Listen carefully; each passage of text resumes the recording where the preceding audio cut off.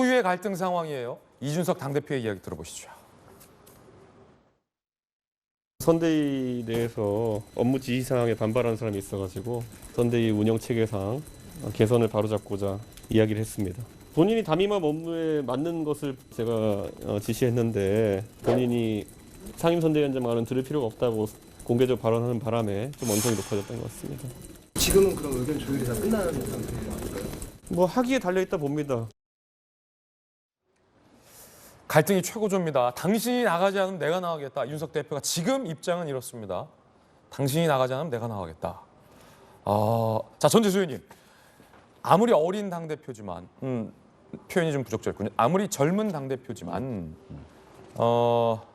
당대표에 면전해야 되고 내가 그쪽 지시 내지 내가 그쪽 얘기를 왜 듣냐. 나는 후보 말만 듣는다. 라는 발언. 자, 이 발언 어떻게 보십니까? 전재수 의원님.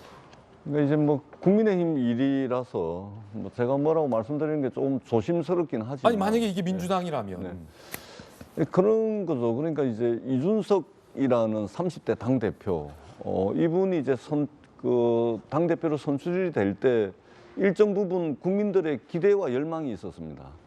그러니까 이 변하지 않는 여의도 정치 좀 바꿔달라. 기존에 이 관행에 젖어 있던 이 여의도 정치 질서를 좀 바꿔달라. 예. 당신의 그 젊은 혈기로 예. 뭔가 좀 정치에 새로운 바람을 불러일으켜 달라. 이런 이제 국민들의 열망이 저는 이준석 당대표 선출에 묻어 있었다. 그렇게 보는데 근데 최근에 이제 이준석 대표가 이제 당대표가 되고 난 뒤에 그런 이제 국민들의 열망과는 정반대로 가고 있다. 그러니까 예를 들면 이게 정치를 너무 대결 또는 투쟁, 갈등, 또 싸워서 이겨야 되는 것으로 이렇게 좀 너무 좀 극단적으로 보는 것 같아요. 그러다 보니까 이게 문제 생기면은 잠적해버리고 또 지금도 이제 면전에다 대고 그냥 나오는 대로 막 이야기하는 거 아닙니까? 정치라는 것은 때로는 갈등하고 때로는 대립하고 때로는 싸움하기도 하지만 사실은 그보다 더 중요한 속성이 있거든요. 그것은 대화하고 양보하고 타협하고 하는 것들이 있는데 뭐가 나오면은 바로 대응이 이제 좀 적자적이고 그런 측면들이 있습니다. 그래서 국민들께서 바랬던 이준석 당대표에 대한 그런 기대들이 서서히 이제 사라져가는 이제 그런 이제 모습들을 좀 보이고 있고 특히 이제 뭔가 좀 당대표면은 품이 넓어야 됩니다.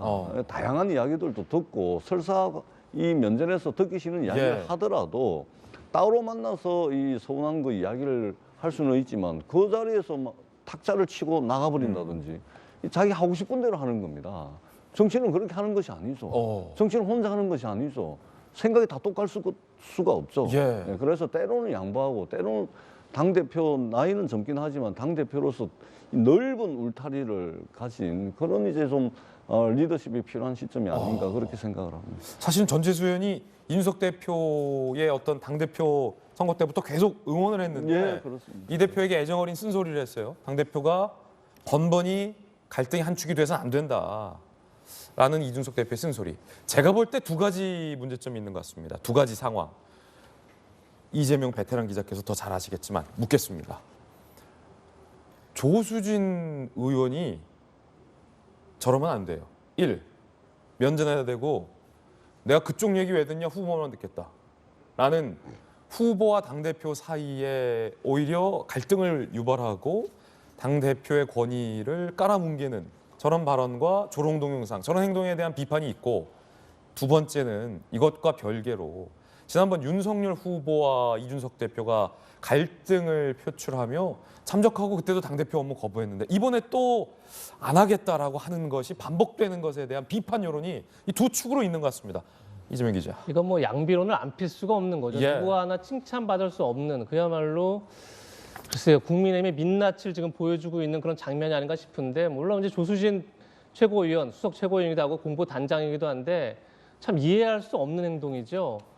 전 먼저 근본적으로 기자들이나 지인들한테 그 링크를 보냈습니다. 그게 이준석 대표한테 귀에 안 들어갈 걸 믿었을까요? 저는 사실 그것부터가 근본적으로 생각하는 의문입니다.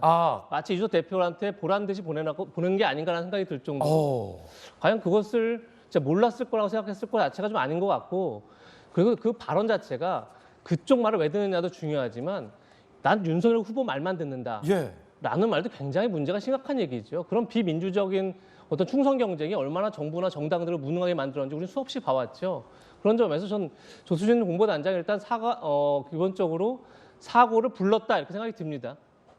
그리고 얼마 전 당대표 상임선대위원장 입장에서는 어제 얘기한 것도 조수진 공보단장한테 자꾸 당내에 갈등이 있는 것처럼 언론에 보도되는 거에 대해서 충분히 언론에 설명해 달라라는 요구였습니다. 뭐 얼마든지 할 수 있는 요구죠. 근데 그럼에도 불구하고 조금 전 전재수 의원께서 말씀하셨지만 이준석 대표는 자꾸 이 자신의 취지, 윤핵관 사태도 마찬가지죠. 자신이 뭔가 문제 제기하는 취지가 있습니다. 전 취지에 상당 부분 동의한 면이 있습니다. 그런데 그 취지를 굉장히 갈등적으로 문제를 표출하면서 굉장히 그것을 또 폭발을 시키면서 예. 오히려 본인에게 화가 돌아오도록 만드는 아주 묘한 그런 정치적 액션을 계속하고 있는 거죠. 세상에 어느 당대표가 당직자의 사퇴를 SNS에 공개적으로 표출한 적이 있습니까?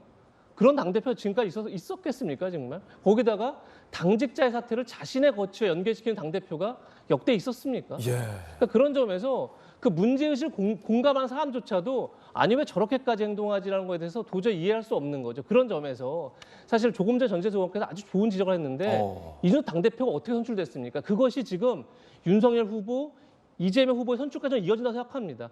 여의도 정치에 대한 거부감 아니겠습니까? 그러면 여의도 정치에서 한 발 떨어졌던 사람들이 정치에 들어와서 예. 그 유능함을 보여줘야 되는데 사실 누구 하나 유능함을 보여주지 못하고 있는 거죠. 그게 지금 비호감 대선으로 이어지는 결정적인 이유 아니겠습니까? 그런 점에서 그러니까 둘 다 전 정말 뭐 비판을 받을 수밖에 없는데 이것이 어떻게 보면 국민의힘이 어떤 정치를 소명의식과 헌신을 가지고 하는 게 아니라 자기 이익이 침해되면 참을 수 없는 그런 이익 집단화 되고 있는 게 아닌가를 보여주는 한 장면인 것 같아서 굉장히 씁쓸합니다. 이재명 기자의 정말 신랄한 날카로운 돌직구, 쓴소리 의견이었습니다.